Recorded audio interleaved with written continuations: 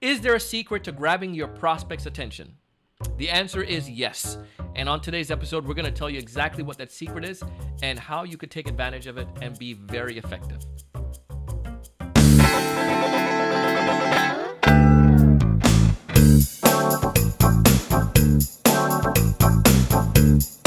Hey, everyone. Welcome to another great episode of the Sales Evangelist Podcast here on TSE TV on YouTube. I am your host, Donald Kelly, the Sales Evangelist. And I'm so excited for another great episode. I'm so excited to be here with you. And on this episode, we have Mr. Daniel Moskowitz and his good friend and my friend as well, Mr. Eliott Bive. And Eliott may or may not be a jiu-jitsu champion. He knows a lot of tricks and he knows a thing or two about the trade. And Daniel, he knows some stuff too. And these two guys came together and they have tons of sales experience as well. And they married those two because we found out that many sellers can take stuff from jiu-jitsu. And in this episode, they're going to reveal that. And I love how they describe it. So anyways, they use that as a vehicle throughout their book. And their book is absolutely amazing. And when they sent the book to me in the mail, it was like, oh my goodness, these guys know how to grab people's attention. So it made sense to have this discussion. So as we go into this conversation, listen to some of these ideas. Now, I don't want you to go in and say, well, Donald, I can't do this. I'm just a salesperson. You are an amazing seller, and that's why this episode is just for you. So listen, apply, and then repeat because you're going to see success.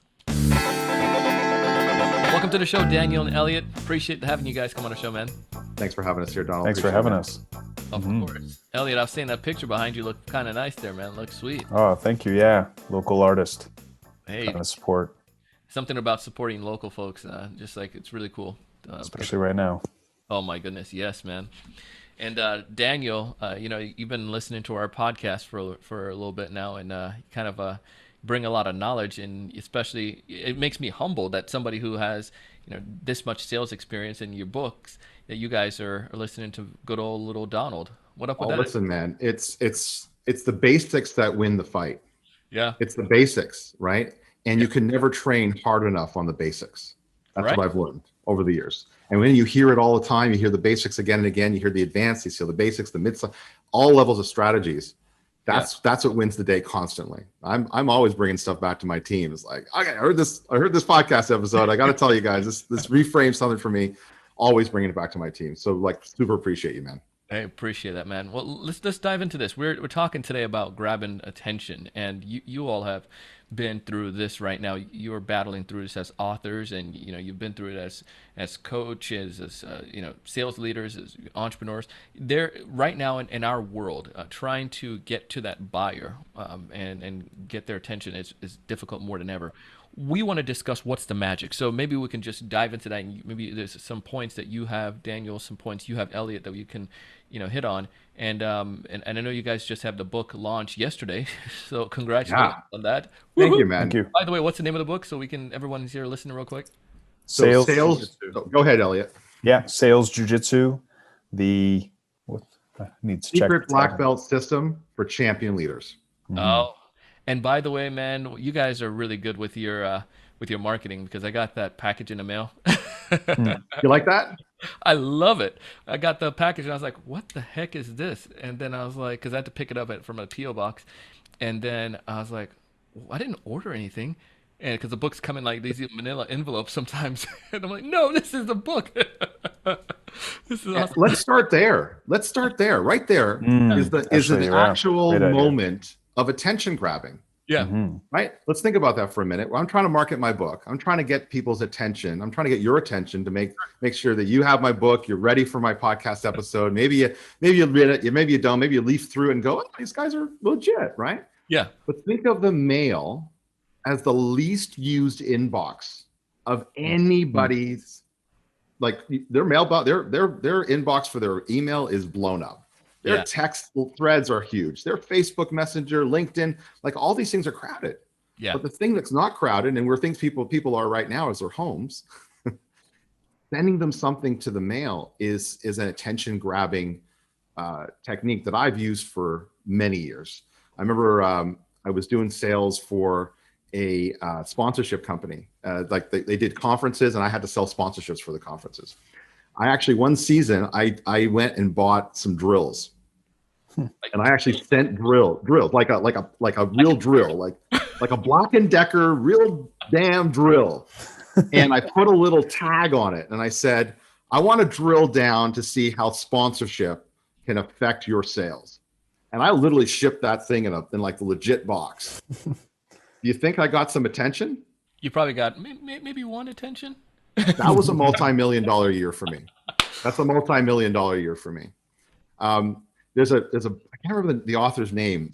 I wish I could remember it right this second. It reminds me of another story where he sent massive caricatures of people. Stu Heineke. That's it. Yeah. And he cut them in half and said, if you want the other half, give me a call. I mean, these chunky mail concepts, they really work. They're not trope. And yeah, go ahead. I was gonna say, why do you feel that it works? Like, what's the It's a pattern disrupt. It's a pattern disrupt, right? Like when you got to the mail, normally you go to the mailbox, you get a bunch of stuff. Okay, yeah, whatever. It's like, you're like, what is this thing? It's got a big sticker on it. Like, Maybe for those listening, we can just fill them in. So what we ended up sending to Donald was our book, but our book in a box, with all the branding on it and whatnot, but an actual white belt, a proper jiu-jitsu white belt in it with a few other pieces of info, and probably not the type of thing you typically receive, right? And the belt was branded, and nice little note card in there. So it's like you present things in a different way. It disrupts the regular pattern, and you're like, oh, okay, well, let me pay attention now. It's like, if I put if I was prospecting you, for example, cold, I would have put a business card in there and like, let's have a conversation. Let's have a cup of coffee. Like, let's have 15-minute Zoom call. Like there'd be a call to action. That'd be very natural. So the mail, I think in that case, I would feel obligated to have that meeting with you. Exactly. There's some gratitude, a little bit of like, there's a little bit there. And it's, like, what are these guys all about? Like, what are you all about? This is just a pattern disrupt. So mail, I think, is something you want to consider leveraging, and it's well worth the investment. So create some curiosity. Yeah, go for it, Eliott. No. Just that it's different from what they're used to, right? Like we're talking about attention, and if you're, yes, you can change the sales copy on the subject line of an email, but we're overloaded with that.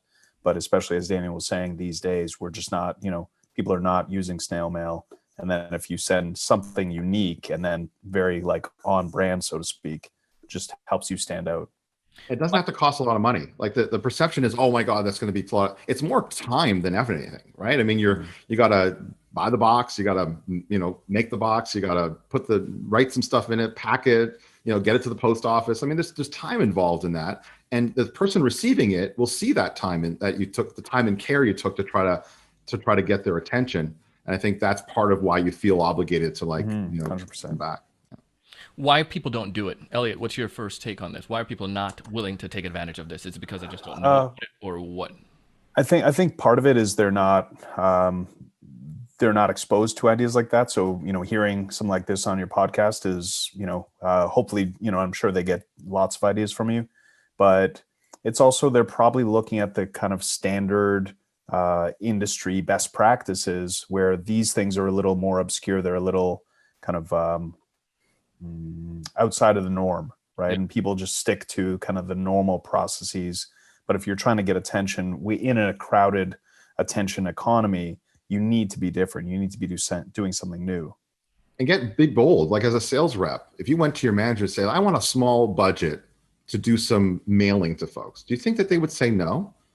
To try something new? But not a lot of sales reps or even managers are prepared to even go and ask for money to like do something. So it's like getting a bold approach, thinking a little bit outside the box, and just taking a stance. I want to try this. I'm going to try something different. Yeah. Love that, man. So that's strategy number one. Then do that. What else can we do to make sure we get that magic of grabbing attention? So I'll tell you a quick story. So sometimes you can get the meeting, but you don't have their attention. Like they may decide to put a meeting on the books, but you don't really have their attention. You haven't, everyone talks about rapport, and there's rapport, which is like the weather, and there's rapport that's something a little deeper. And we talk about this in the book a little bit. But I got a meeting with a head of a large SaaS product, and I knew that they did user conferences. I had some idea of like stuff that they did. A lot of people that worked for them, and so I spent some time researching the guy before I was going to meet with him. Mm-hmm. And I went a few different routes, and then I hit YouTube, and I saw that at one of his user conferences, he actually rode an elephant on stage. The dude rode an elephant on stage, like a legit elephant, like a full-grown elephant on the bloody stage. So I'm like, okay, that's gold.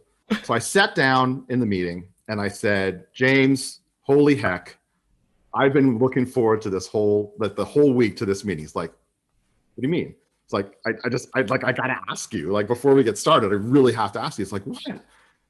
Dude, like, what were the logistics of getting an elephant on stage? Like, what was it, a poop machine? Like, what was all that about? Did you get insurance on it and something? And he starts laughing. He's like, oh my God, you saw that? I'm like, yeah, dude, I saw that. Like, tell me about it. So like 5 minutes, we're geeking out on this like elephant story. And do you think I got the work? Yeah, I got the work because, like the know, like, and trust, that's all tropes. You get that. But, we talk about rapport sometimes as like this like standard thing, right? This like, and some people are like some people are like, oh no, you don't need rapport. You just go right into the sales. Like there's different schools of thought. I get it. But if you can get the meeting, so they have some, they got a little bit of interest in what you have to say. A little bit, but you don't really have their attention. What I recommend is 5 points of contact. So to research, just spend 5 minutes. Google, YouTube, Facebook, website, LinkedIn. Spend a minute on each. See on one of them, does something stand out that you could geek out with that person on, like genuinely geek out. Like if you don't care about elephants on stages, that's cool. I'm sure there's something else you could find about that person that would make you kind of go, oh, that's so cool. I want to geek out genuinely with them. The bonus one I'll give you on that 5 is if you have a personal connection with that person, someone that knows them, give them a call. Hey, give me the inside scoop on Donald. Like, let me know what he like really likes or something like that, right? Does that make sense? Yeah, it makes 100% because here's what I feel like makes sense with it. If you took that time, again, going back to this concept, I follow the platinum rule. Platinum rule is that you treat others the way that they would like to be treated. And the golden rule state, treat others the way that you would like to be treated. The way that everybody likes to be treated is to personalize. So therefore, just up your golden rule and you hit the platinum rule. And the concept with that now, if I know that you're taking time for me, if I know that you've done something, because in this era, we are so prone and we are so quick. We just want information instantly, our instant microwave, all of that stuff. Same thing with our messenger and our emails. So but now when you're able to go retro on me, one, the snail mail, and two, you're able to talk about something that matters to me, then it's like, oh, that's cool. And even when some folks, like they'll reach out and they'll take a peek at my page, my About Me page, and it's, bring up something about Jamaica. It's always like, oh man, I didn't realize so many people have visited Jamaica, but they have genuine conversation about their experience that they had, maybe tying to something that I had on my About Me page. And I just feel those makes it gives you a little bit ability to have an authentic conversation at the very get-go, which allows you to get deeper quicker, if that makes sense. Too much is surface these days. It just is. Yep. And when you can get to the truth of things, when you can get into that level of contact, it cuts through a lot of. I mean, know, like, and trust. Yeah, man, that's like instant. And now you can get into business. So, yeah. Any thoughts you have on that, Eliott, when it comes towards like getting to that deeper, building that deeper rapport or going to a deep connection? Yeah. So again, like our book is founded on principles from jiu-jitsu that we then applied in sales context. And in jiu-jitsu, it's almost a form of like physical telepathy, where you're trying to read and understand where the person's at. So when Daniel's talking about doing those 5 points of research to try to understand the person, it's so you can get a bit more clear a picture of who they are. Like, if their interests are leaning right and your focus is left, like there's just not going to be that connection. And it's in, not only the research in advance, but in the conversation, can you stay present and listen to what they're saying, see where their focus, their attitude, their problems are, and really just, jiu-jitsu is about almost molding to the person, fitting in to the gaps that they leave. And so the idea is to in every conversation, the people are going to be dropping hints about what their priorities are, what their challenges are. Can you, through active listening, identify those, and then just, as you kind of said with the platinum rule, but like, just try to serve, just try to give them whether they know it or not, what they're needing. Yeah. Well, this is awesome. So far we talked about utilizing the snail mail. The next thing we kind of went a little bit more into is really basically kind of understanding. I would say that deeper understanding for folks. But what else? Any other thoughts that you would have? About grabbing. Oh yeah, got a ton. We could talk a day on this. But I figured. so another one that I work for an organization called Advance Your Reach. We help use people to use stages as the way to grow their business. And events, I got to tell you, events are a way of getting people's attention. When you create your own stage, like your podcast is a stage, like it's your stage, and you bring people on it. But if you create an industry or a topic event, and you bring people to that, and you get valuable content and speakers to come and speak on that. Let me tell you, I was just this weekend, meaning the recording date of this podcast. I was at an event that had over 40,000 people virtually. Wow. We had their attention for 3 days. And tell you that event, multiple 8 figures. Wow. In sales in 3 days.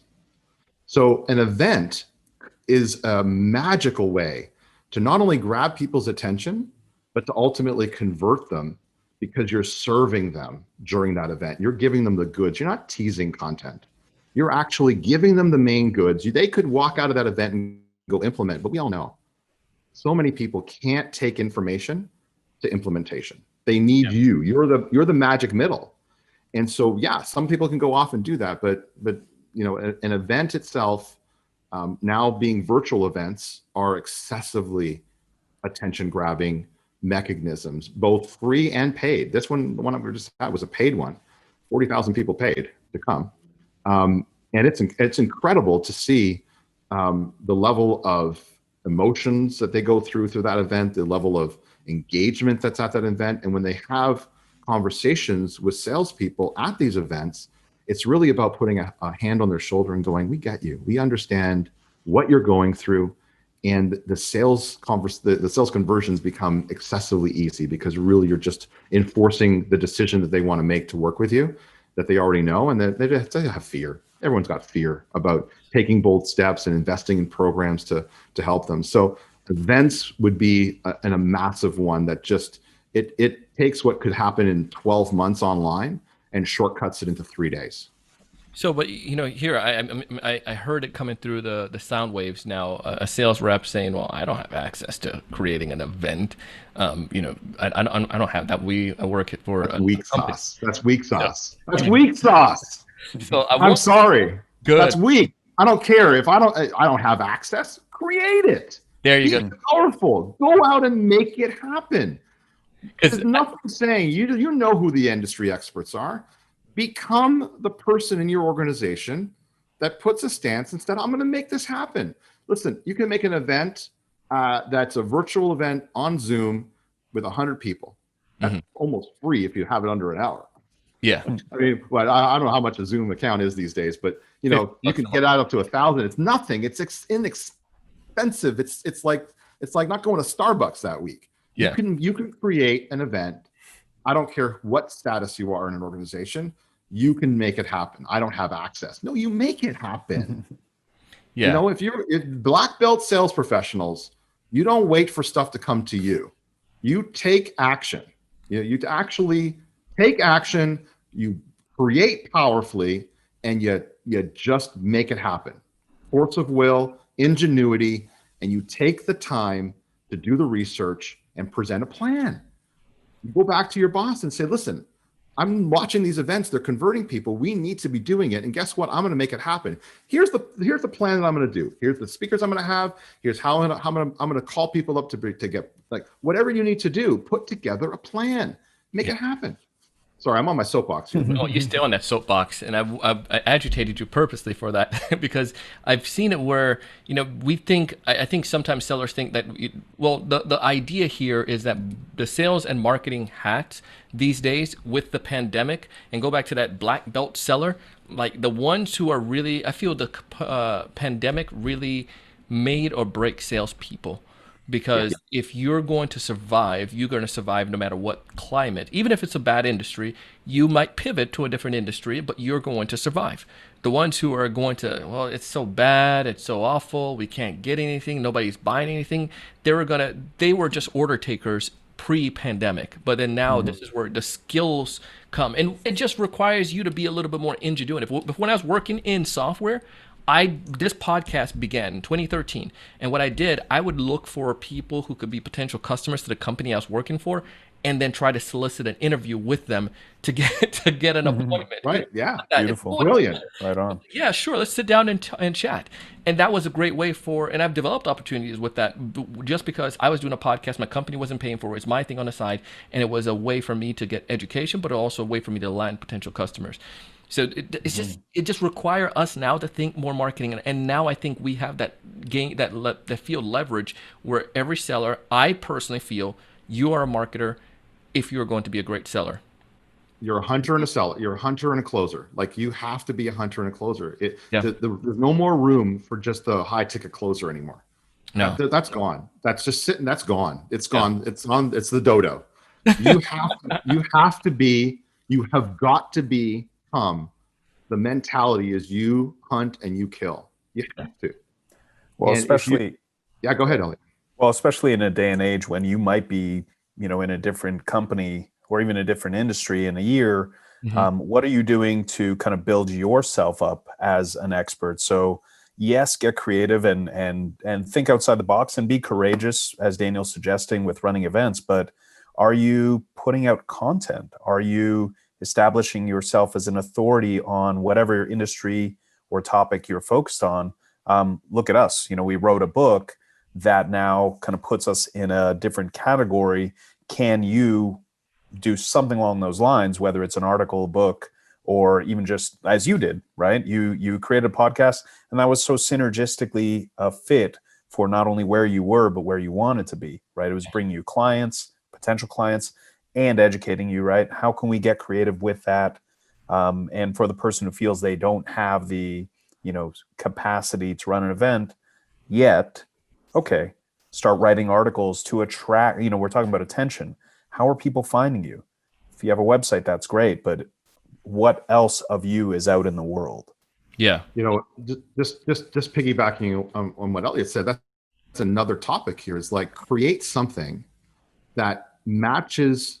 Like we created, like we took jujitsu, which is a hot, especially around entrepreneurs, it's a hot niche industry, together with sales. And we know a lot of sales professionals do jujitsu, Brazilian jiu-jitsu. And we're like, let's marry these two things together. It made sense from even just that. Well, what are other interests within maybe it's golf. I don't know. Yeah. Maybe it's whatever that is. Like are there a trend within the niche industry that you're in that you can create something that's of value to them as a person to get their attention? Yeah. Just like we did with the book. And I mean, that's another category. It's probably a little more of a ninja higher black belt move to do, but I'm certain if you guys start thinking deeply about this, what is something like create the best golf guide that there is to your territory and offer it up to all the folks that you're prospecting to. Maybe that's going to be the thing that gets the attention. Oh man, you guys are hitting on so many things. I mean, and I think going back to this idea too, folks don't realize that a webinar is that event per se. Like they might not think about that. Like if you, and what I had a friend and I started doing local meetups, Daniel, and before the pandemic, and I was my first one. I got and I have a decent platform, but this was local, but I got I think it was about 7 to 10 individual showed up, and then I was like, man, this is like deflating to your ego. Then the second one I got made it I got maybe I think it was 3. and then like one individual, and I was like, this stuff has got to stop. One of my buddies who does events, he's like, listen, you're not doing an event, you're just doing a networking get together, and that's not Yeah. cool. You need to make it an event, Donald.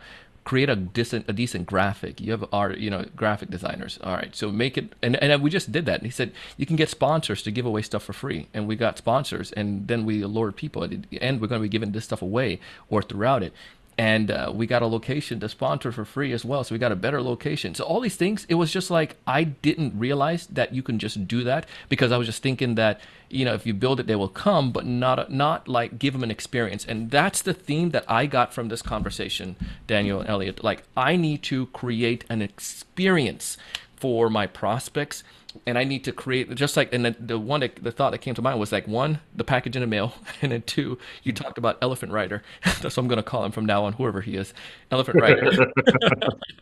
And but that experience, and Pat Flynn is amazing at this. He drove a DeLorean on stage once, and it was, again, the concept was that he's always talked about Back to the Future, but he used that in his presentation, in his speech. And I think for me, or for a seller here, or anyone, how could I make a presentation, a performance, so to speak, for the person that I'm trying to get access to?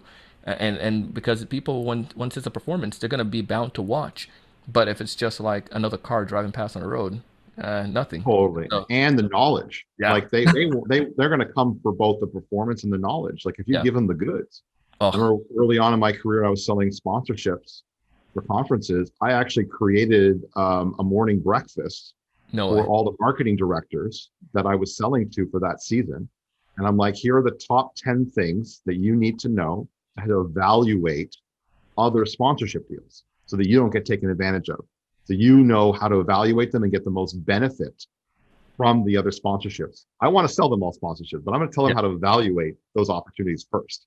And they all came to the breakfast, and I put together that presentation. At the end of it, they're all like, okay, what do you have for us? I'm glad you asked. Click, click, click.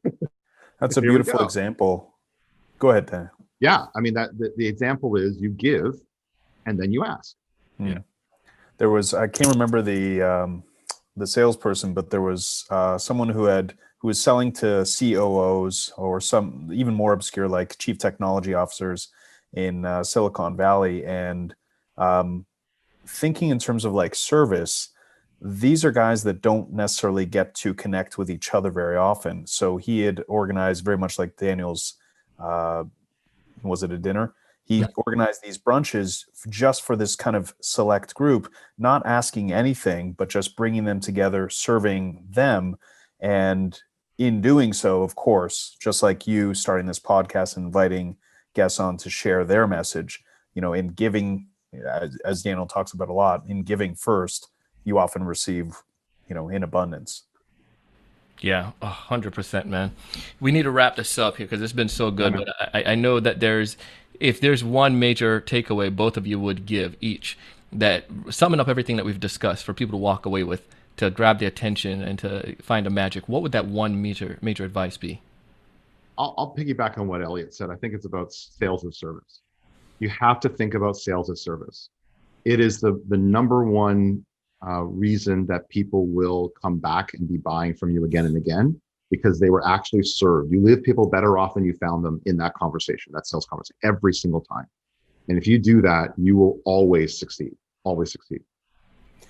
One thing that your DeLorean example brings to mind, and the elephant example brings to mind, is like, that's a story that anyone who saw that would want to tell to someone who has nothing to do with business. Like, that's something they would tell to their buddies on the weekend. So we're talking about attention. Can you do something or provide some kind of value or service that's so noteworthy, they're going to want to tell their spouse, not just, those in the office? Can you do something that kind of transcends business and hits them as a person? Oh man, you guys gave me so much thought. I mean, love this, man. Well, let's speak about the book for a little bit here. Can you Appreciate it. give us if you have a minute, can you give us a quick plug about about your book, and why you guys wrote it and where folks can get it? So we put together something incredible for your listeners. So we've put together some extra bonuses for the book, and we want to be able to tell you that. So I'll give you that website address in a sec.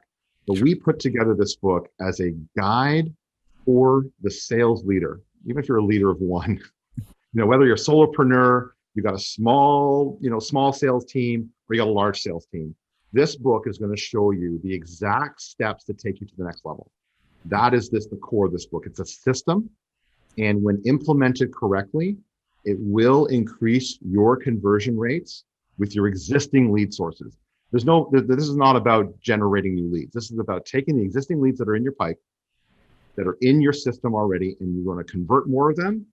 This is the system that's going to make that happen.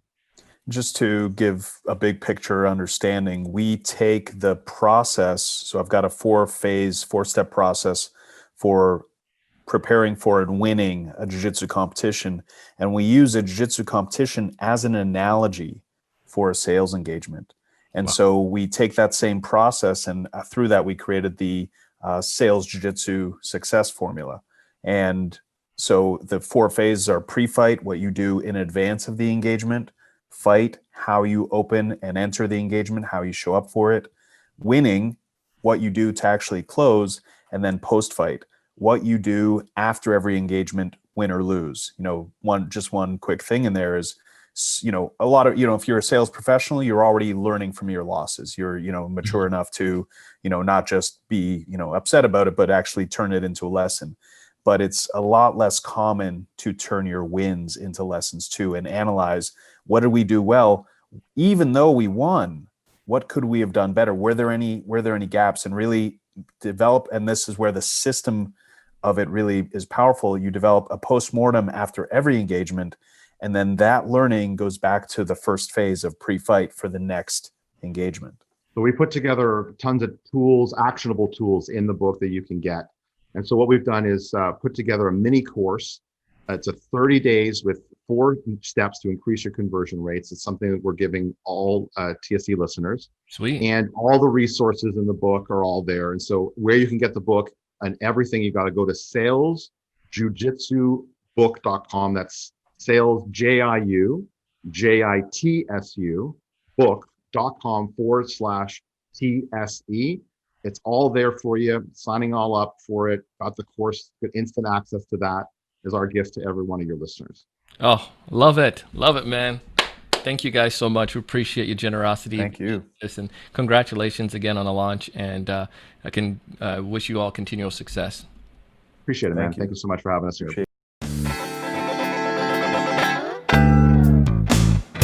I told you Daniel and Eliott knew what they were talking about, man. They came and delivered some amazing stuff, and I highly recommend you check out their book.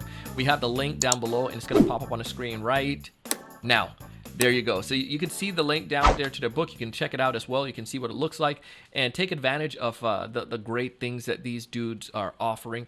Their knowledge is by far, it's worth its weight in gold. And the things you heard on this episode today, you can definitely see that as well. The other thing I want to tell you, if you haven't done so already, go ahead and check out our sponsors as well.